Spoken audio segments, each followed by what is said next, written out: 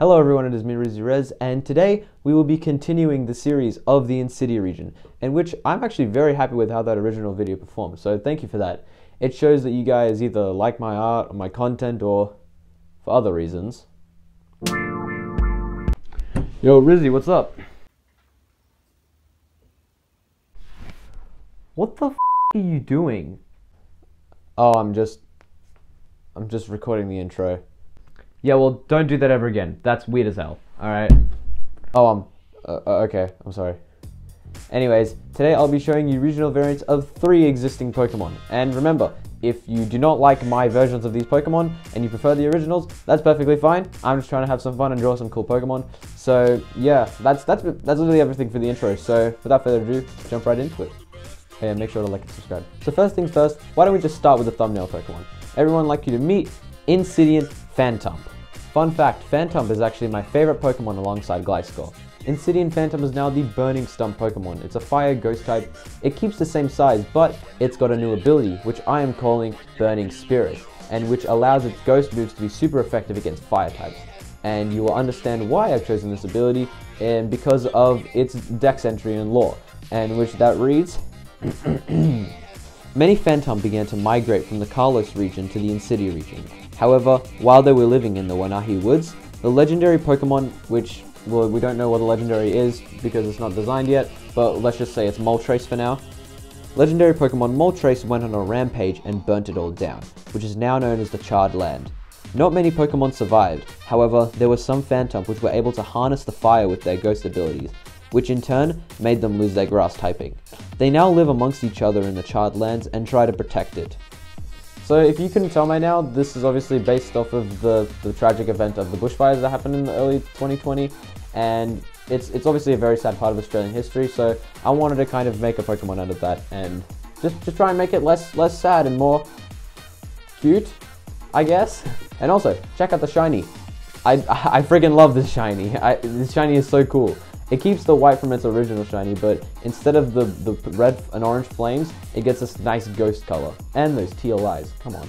Now these last 2 lines are both of Gen 1 Pokemon, and, okay, no, please, come on, man, no, shut up. Listen, I know that Gen 1 gets a lot of attention in the Pokemon community, and Game Freak seems to just love Gen 1 and keeps on wanting to bring it back.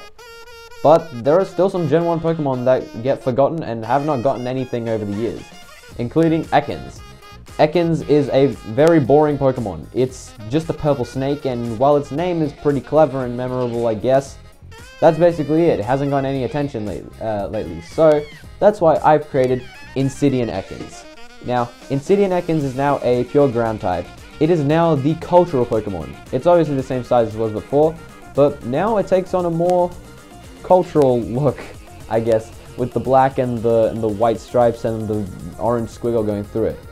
Its dex entry reads that it is highly believed that Insidian Ekans have lived for millions of years, and are even the ancestor of many serpent Pokemon today, including Seviper, Sandaconda, and Zygarde's 50% form.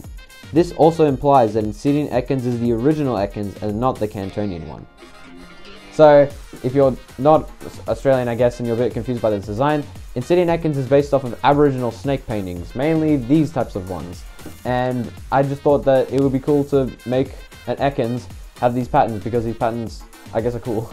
Oh yeah, and this is a shiny. I made it red and blue, because red and blue look good on the snake. And lastly for this video, sorry guys, I've been lying to you. I'm not showing you 3 Pokemon in this video, I'm showing you 5. Well, a 3-stage evolution line for the last Pokemon. And I have chosen the pseudo-legendary for the Kanto region, Dragonite. And many people have theorized or just made up versions of Dragonite, and they've wanted it to be in the water and be a water type. So that's what I've done.